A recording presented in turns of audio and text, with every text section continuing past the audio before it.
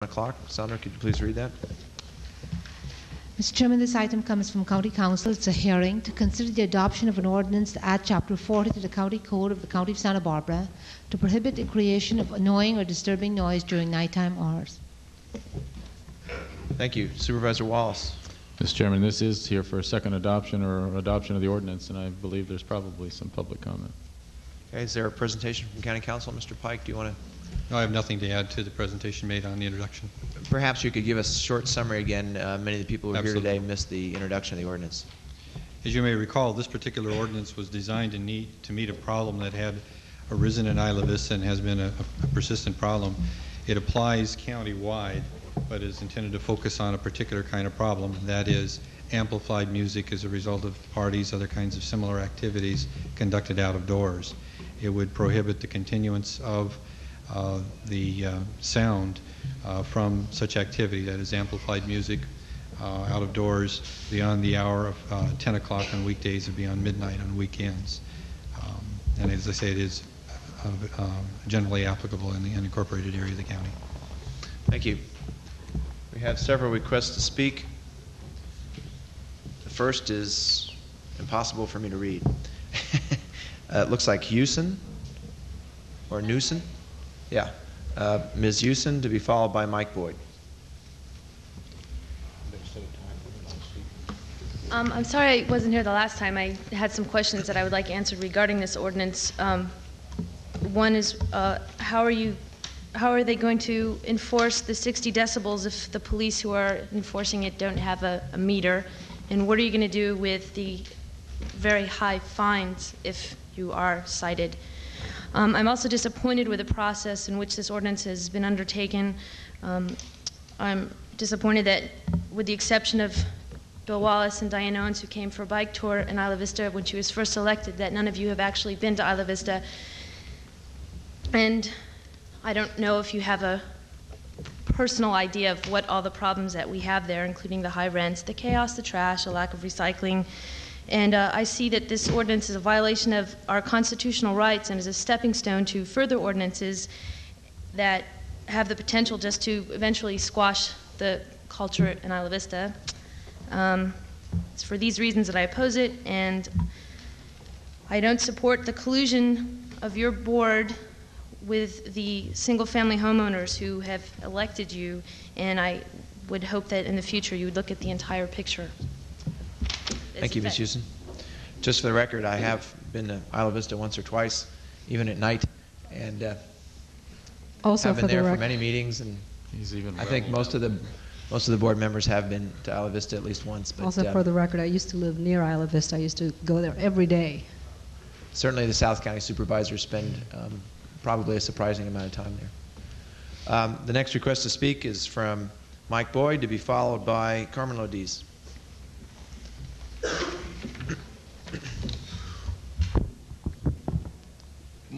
I'm Mike Boyd, and I'm just representing myself.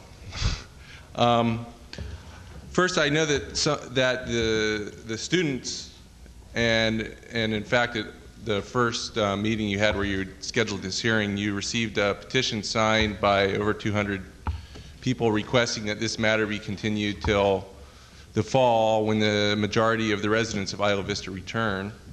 And I know that the Associated Students unanimously passed a similar resolution requesting the same thing. I'm assuming that you're going to do the same thing with that you did with the signatures. It's going to go in the circular file, and you're going to go 5-0 for this. So I'm going to try and limit my comments to the ordinance itself. First, it seems, in my opinion, I think this ordinance is overly broad in it seems like it could limit any kind of noise, not just amplified noise. If you read the first statement, it shall be unlawful within the unincorporated area of the county of Santa Barbara to assist in making, permit, continue, create, or cause to be made any loud and unreasonable noise, music, percussion, or other sounds which is broadcast outside a residence. It seems like it could be any noise, not just amplified noise. And then further, you go to define this noise by any prohibits above at any level in excess of 60 decibels of sound at the edge of the property line. I provide you a copy of a table that I got out of the the university's draft environmental impact report that was recently released, and it gives a breakdown of what the decibel levels are for certain noises. And I find it sort of ironic that average office noise is less than 60 dB, but a vacuum cleaner is over 60 dB at 70 dB. It seems to me that 60 dB is what you're talking about is the level of noise of conversation. And I consider that that's excessively low, a low decibel limit, and as such, if you accept it, it infringes on my constitutional right to free expression through freedom of speech and freedom of assembly. And to provide an example of what I think might, if you give the police's discretion to enforce this, an example would be I like every year to go to the Take Back the Night March in Isla Vista. And it usually runs over past 10 o'clock where we all march up and down the streets of Isla Vista, you know, yelling, "Take back the night." Well, I know that we're over 60 dB. And if maybe one morning one of the police officers in Isla Vista decides they don't like that, this ordinance appears to me to give them the discretion to shut us down and fine us for making that excessive noise. Is that noise amplified? Could be. And also I would go on to point out that I commend you for, in your special provisions, exempting the Park District. It appears that Provision B would exempt us as a institutional premises with, we have a permitting and licensing process for performances in our amphitheater in the middle of IV, which is in fact, you know, the county approved that amphitheater being constructed. So I assume that would be exempt under Provision B of Section 40-4, and I commend that. But Section A, I would request that you drop any reference to religion, because I don't think that it's right for you to be denying everybody else the freedom of making noise while while allowing at the same time religious activities to make noise. I think that's sort of discriminatory, and I think that the law, as I understand it, is that you have to separate.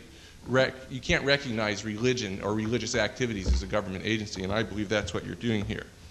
And in conclusion, I would say it seems very ironic to me that when in the state of South Africa, we've recently seen that a long-term curfew on the expressions of the people of that country has been lifted as a step forward. Here in our county, you're ready to vote 5-0 to place a curfew, impose a curfew countywide on our freedoms of expression. Thank you. Thank you, Mr. Boyd. Next request to speak is Carmen Lodiz, to be followed by Curtis Anderson. Good morning. My name is Carmen Lodiz, and I've lived in Isla Vista for 18 years. First of all, I'd like to thank Mr. Rogers for having set this hearing at a time certain so that we could minimize the amount of time we have to take off work to be here. I grew up, started practicing citizenship in the 1960s. First year I voted was 1960. During a time in the Vietnam era that we all witnessed government going crazy, where it didn't listen to people, did irrational things, and no matter what kind of common sense you talked to it, it kept wasting money on things that we knew weren't ever really going to work.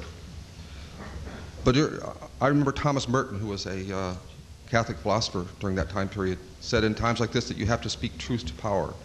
And I believe that we have gotten into one of those kind of crazy situations where the county government is not really listening to common sense solutions, and I'm going to attempt to speak truth to power. The sound ordinance, I think, is unnecessary, and it's really the wrong approach. I invented this 10 o'clock on weeknights and 12 o'clock for weekends at a meeting of the Federation about 18 months ago, where over 200 people attended, almost all of whom were really opposed to the kind of ordinance that you're considering. At a meeting about 5-6 weeks ago, another Federation meeting where about 75 people attended, again mostly opposed to this kind of ordinance, Lieutenant Joe Smith of the Foot Patrol said that 10 o'clock and 12 o'clock had worked because it had put in the campus newspaper and my own newspaper at that time, and their calls at the Foot Patrol fell to 0 on loud noises, that people were putting up with this 10 o'clock and 12 o'clock because they knew that would end. Other testimony from homeowners in Isla Vista said that they lived with the 10 o'clock and 12 o'clock. So why are we talking about doing a law here when in fact what we need is some kind of reinforcement of this 10 o'clock and 12 o'clock as a community convention? Lieutenant Smith, again from the Foot Patrol, said that the problem was the turnover in Isla Vista. So what we need is a way to communicate to the people in Isla Vista on a regular basis, a couple of times a year, a newsletter or something like that. We talk about recycling programs, open container ordinance, Halloween defenses, this kind of things. Instead, what we're doing is we're making people adjust to government rather than government adjusting to people. This law, I feel, is one of these crazy kind of phenomena, because there's crazy parts of it. First of all, I know you spent $3,000, $4,000, $5,000 in staff time already in this kind of pursuit, whereas a newsletter approach would cost you a whole lot less. Secondly, the 60 decibels that you have in. I don't know if you've ever walked around any place with one of these instruments to measure, but I was involved with an experiment one time, and to stand on the curb with a car going by in front of you is 72 decibels. Honestly, 60 decibels just doesn't make a whole lot of sense. The third way this law is crazy is that it's superseded by the state law disturbing the peace. So it's not really a protection to parties and band members to 10 o'clock and 12 o'clock, because people can still call in by using the state law disturbing the peace and shut that down. So what we're counting on is for somehow the community to respond to this 10 o'clock and 12 o'clock and let people play till 10 o'clock and 12 o'clock and not use their rights under the state disturbing the peace ordinance. In other words, we're back to this voluntary convention thing. And the fourth reason this thing doesn't make sense to me anyways is that this law has been rumored since last September. Why was it brought to you during finals and dead week and now into summer? Why isn't it when the bulk of the community is there? Why couldn't we have dealt with this in public hearings at that time? The new law, if you pass it, people will conform to it, but they're going to hate government for it. The goal of Isla Vista self-government has always been we're trying to have people respect the rules that are made in the community because the community makes them and we make them ourselves. Here is another thing that you're just imposing on the community when it doesn't really need to. How do I know that this will work? Because it already has worked. The Foot Patrol is a witness to that their calls fell to nothing for 4 months. Also, I lived in a residential neighborhood on Sueño where a fraternity, just 30 guys, moved in across the street in one of Ed Harwin's illegal duplexes, you know. And we talked to them right away about this 10 o'clock and 12 o'clock. And they did it. They've been really good neighbors. And they've been able to live in that neighborhood really quite well. Still do their parties, but conform to the community. So I know that those conventions will work. So what am I asking? I'm just asking you to keep this voluntary and use the state law when it doesn't work. And secondly, to put some community resources in, to put some of your resources into communicating with the community, because in this situation, if you respect the community will respect you. Thank you. Thank you. Next request to speak is Mr. Robert Neeson, to be followed by Mr. Michael Chester. Oh, excuse me. I guess I'm still on the list. That is Curtis Anderson. Yeah. My name is Kurt Anderson. I've lived in Isla Vista for 28 and a half years. I live 1 block from Isla Vista Market, across the street from the high-density areas. High density, and I live in the duplex area. This ordinance has several components in it. One of them was the concern for children in these areas. Across the street from me, there are, I think, about 10 children living in this apartment house. These children, their first language is Spanish, but I don't think that matters. They still go to bed relatively early, and 10 o'clock is a compromise. There are also the people that live there are workers, and they need some sleep too. So I think those are some of the concerns. When this last round, though, of concern about the noise ordinance started, though, was after a riot on the Memorial Day weekend. And that started after midnight. And it followed one of these amplified band things. Then it turned out that most of the band members that played in Isla Vista at one of these town meetings, I think none of them that were there actually lived in Isla Vista at the time. It turns out that some do live in Isla Vista, and last year I had some people next door who actually used to practice in the early evening, which was pretty loud, but on the other hand, they were always finished relatively early. The proposal, as Carmen Lodi's said, was I think he didn't invent it, actually. I think it was Javier Lafianza who first suggested it when I heard it. And he was the UCSB student body president. I don't know whether he intended it as an ordinance or not, but in any case, this voluntary agreement, which isn't really an agreement, it's just a voluntary expression of community morals, sort of, gets forgotten periodically, which is what happens. And so I think an ordinance that would prevent it from being forgotten about. This is not this is, well, we would regard this as half a loaf, obviously, but one can't have everything the way one wants it, and this is a reasonable, I think, compromise with people who like to have parties, and certainly people who like to have certain kinds of music. This would allow that to take place, but not to the extent that it would prevent other people from living in the area. So I think that we urge that you pass this. I'm representing the Isla Vista Association today. I'm the president. So thank you. Thank you, Mr. Anderson. Next request to speak is Mr. Robert Neeson, to be followed by Mr. Michael Chester. I'm the fraternity president that I live across the street from Carmine, and I think if you pass this ordinance and make a law out of it, you're just making more problems, because it's going to breed an environment where everybody's watching each other's back rather than, if they have a problem, coming to talk to us. I know that I've had a number of conversations with Carmine where he's told us that he's happy with how we've handled ourselves, and I've also had problems with people who live on the other side of our house, and they've contacted me, and I've done everything that I can to accommodate their needs, and I think I have very well. We've offered on certain nights to put people up in hotels, although it hasn't happened because we worked something out.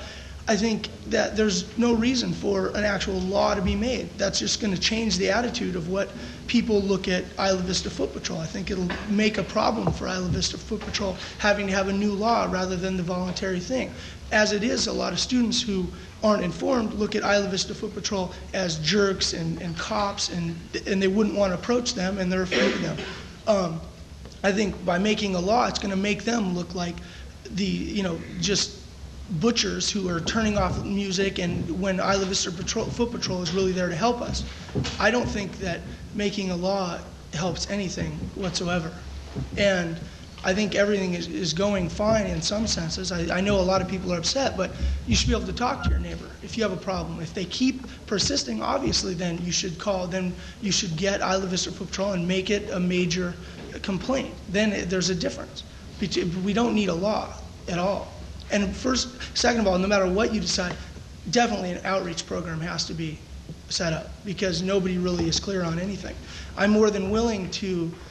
I know I can start something with the IFC, which is the interfraternity. There's 14 fraternities and sororities, and I'm more than willing to start something up to start an outreach program to get around to all the fraternities, because they affect a lot of people. 17 to 18% of UCSB's student body is in a fraternity or a sorority, so that's a substantial amount. So definitely an outreach program is the main. If you guys, whatever decision you guys need to make, even if it's the voluntary and you shoot down the law, people should know about it, definitely. Thank you. Next request is from Mr. Michael Chester, to be followed by Mr. Les Baird.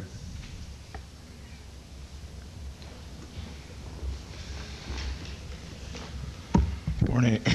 Morning. My name is Michael Chester. I'm the president of Associated Students at UCSB. Now, I'd like to talk about this noise ordinance. I believe I wrote a position paper. Associated Students passed a position paper that should have come to you by now. Is it on the? You have copies of it? No, I haven't received a copy. Okay, we'll send some more to you. Well, basically, Associated Students Legislative Council took a position on the noise ordinance, and it's not so much like it's against this ordinance that's right before you right now. It's more like we're against it simply because we haven't had a chance to look at it. The students at UCSB that live in Isla Vista haven't had a chance to look at it. Most of the people that it's going to be affected by this ordinance haven't had a chance to see this, haven't had a chance to comment on it, haven't even had a chance to even know why or what reason this whole ordinance thing is coming about. If you ask me, the reason why we have rules and laws and enforcement of policies in this country is so that we prevent something. Right now I'm trying to figure out exactly what we're trying to prevent. If we're trying to prevent crazy partying, loud music, and so forth, and disturbing of the peace, why don't we just talk to people about this kind of thing as opposed to just putting laws on that are going to make, that are going to cause fines to happen and people get arrested for no reason. Personally, I don't like to see students or residents get in trouble with the law without any reason, any real reason. If we have an ordinance, I think there's going to be a lot, because there's going to be a lot of miscommunication. There's going to be a lot of people not knowing exactly what's going on that aren't going to know about this ordinance and won't be able to, we won't have a chance to communicate this to the people simply because we're having this whole discussion during the summertime and we had it during finals week. If we pass it in the summertime, there's going to be a lot of people that won't know anything about this. The majority of students, the majority of residents in Isla Vista are not here at this moment, and that's why there's not like a whole bunch of students here today. I hope that you don't penalize the people for that because they couldn't make this meeting. I hope you don't just take it upon yourselves and say, well, we have the ruling, power to do this, and just do it. Because if you're not doing it with the people behind you, what real power do you have? Thank you. Thank you. Last request to speak is from Mr. Les Baird.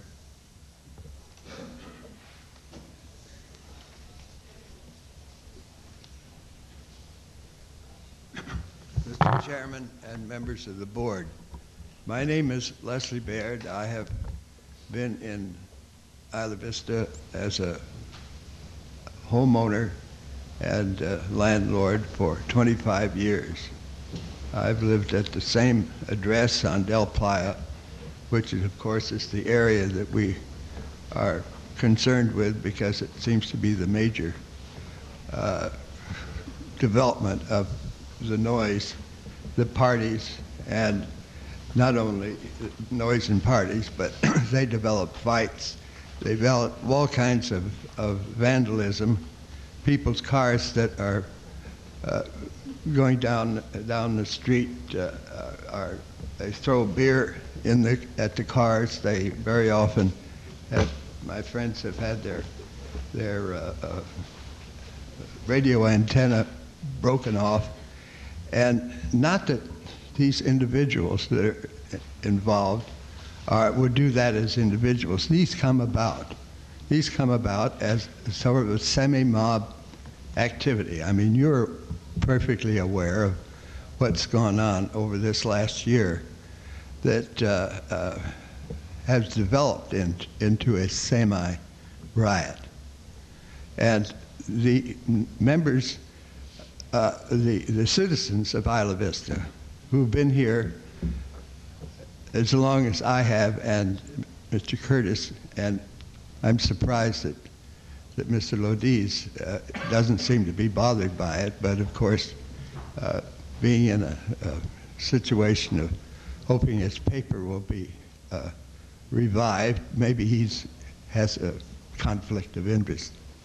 However, the university has a responsibility, and they're beginning to approach that responsibility after a good deal of action from the Isla Vista community, and particularly the Isla Vista Association, which has been working on this for a long time. And I want to say to Mr. Chester, the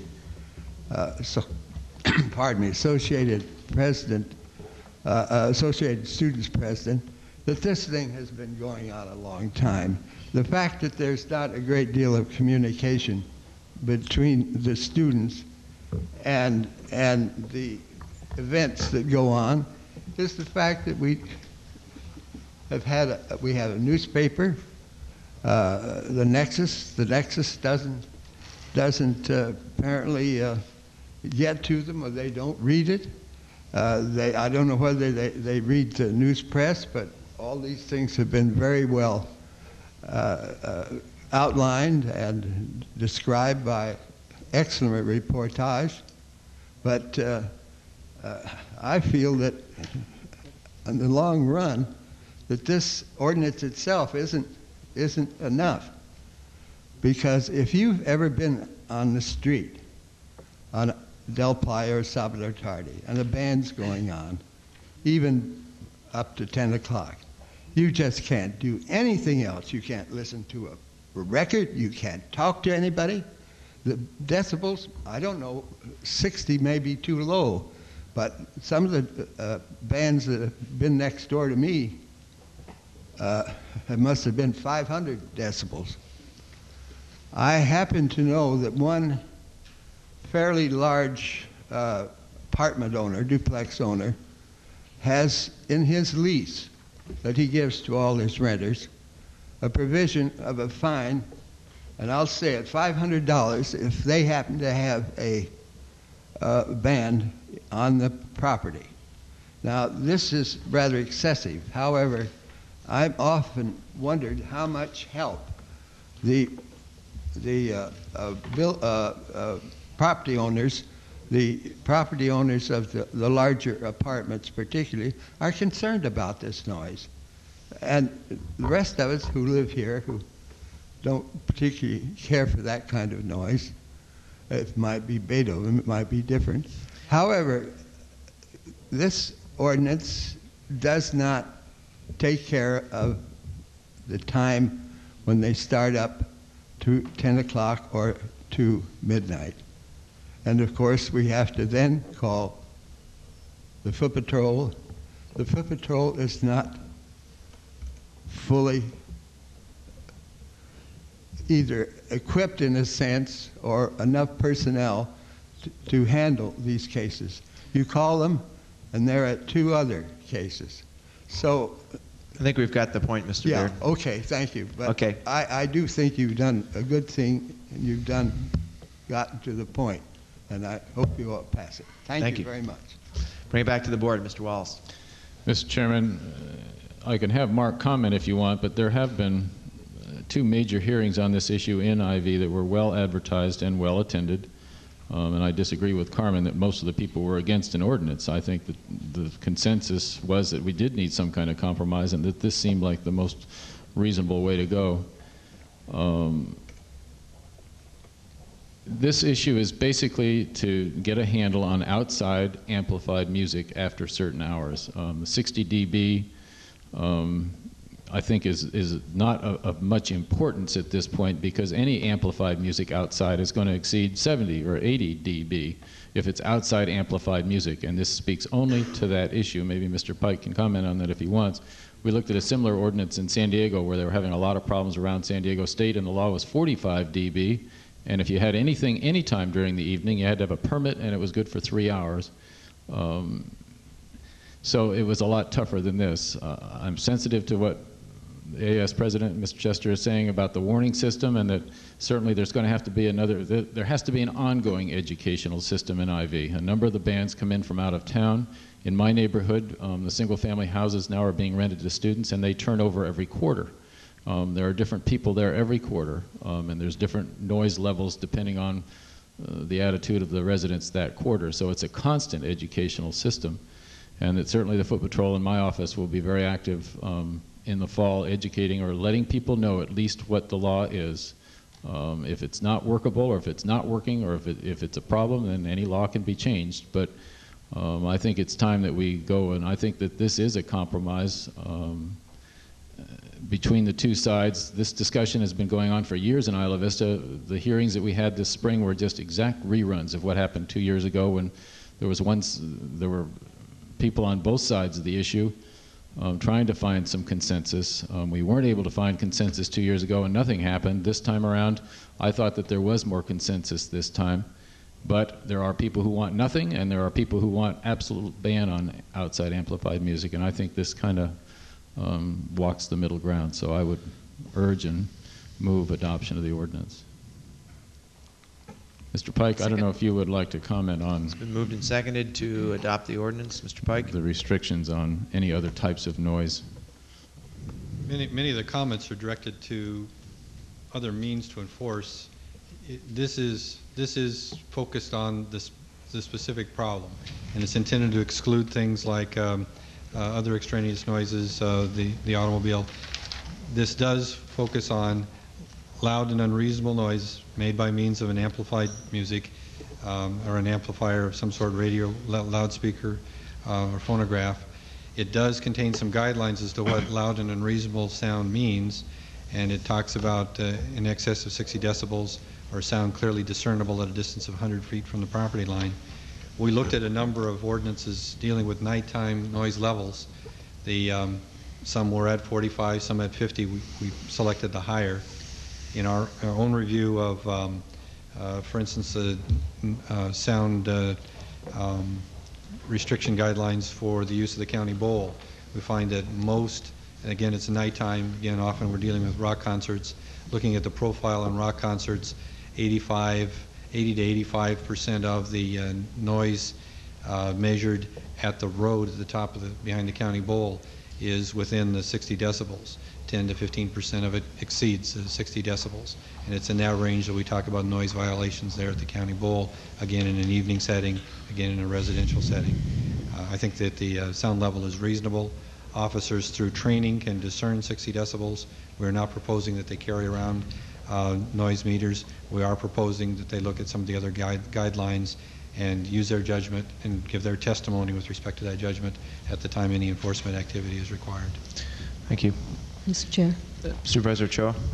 In supporting the passage of the ordinance, of course, I am relying upon some reasonable prosecutorial discretion in the enforcement of this ordinance. I'm also relying upon a massive educational effort put forward by the associated students and the neighborhoods, and I'm relying upon a community that really wants to live together and be able to play together.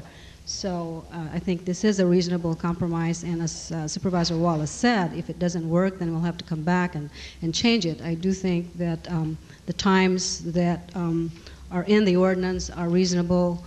People can probably withstand highly amplified music up to a certain point, and then they do need to get some relief. So let's see if this ordinance will work. I am hopeful that it is the kind of thing that will be followed not just in Isla Vista but everywhere in the county. It is a countywide ordinance, and I have had some comments from people in my district about amplified music in neighborhoods, and so hopefully this will cure more than just the Isla Vista problem, and that this will be something that people will not have to exercise, that the police will not have to exercise their discretion in terms of enforcement of this, because it will just then be a way of life in Santa Barbara County. Thank you. Zandra, may we have a roll call? Unless there are any further comments or questions? I do have one question. Very briefly. I have to agree that this is a very reasonable compromise. In fact, it's a compromise that I don't think that I would accept in our area. I think amplified music should be restricted to the privacy of individual homes. I think when they talk about culture and things like that, I think the culture of our nation is in a residential area that each individual homeowners or residents of it should be entitled to peace and quiet and reasonable use within that confine. So to even legalize broadcast outside of any residence up to 10 o'clock or 12 midnight, to me is, I guess we're really considering the university atmosphere and environment in that area, but I think throughout the county this is an ordinance that I would find inadequate in the traditional sense of residential use. And I guess one of the questions I have, and we had a recent case in our district, is that they had briefly, Mr. Miyoshi, we're trying to get out of your I'm just trying to say something here, is that it says outside of any residence. What if the amplifier is inside and the speaker's inside, but the windows are all wide open? It certainly could create the same type of nuisance. It's intended to focus to the broadcast outside. So if the speaker's inside, but the effect of the broadcast is out through the window, I think this ordinance would still apply to that circumstance. If it were contained in a building and it were an incidental reverberation outside, I think we might have more difficulty with the notion of broadcast outside. But the situation you speak of, I think, is clearly covered. Thank you. Thank you, Mr. Miyoshi. Bring it back to the board. May we have a roll call, please, Sandra? Mrs. Owens? Aye. Mr. Miyoshi? Aye. Ms. Ochoa? Aye. Dr. Wallace? Aye. Mr. Rogers? Aye. Passed unanimously and so ordered. And the board will be looking forward to results coming back from that ordinance to ensure that the desired effect is created.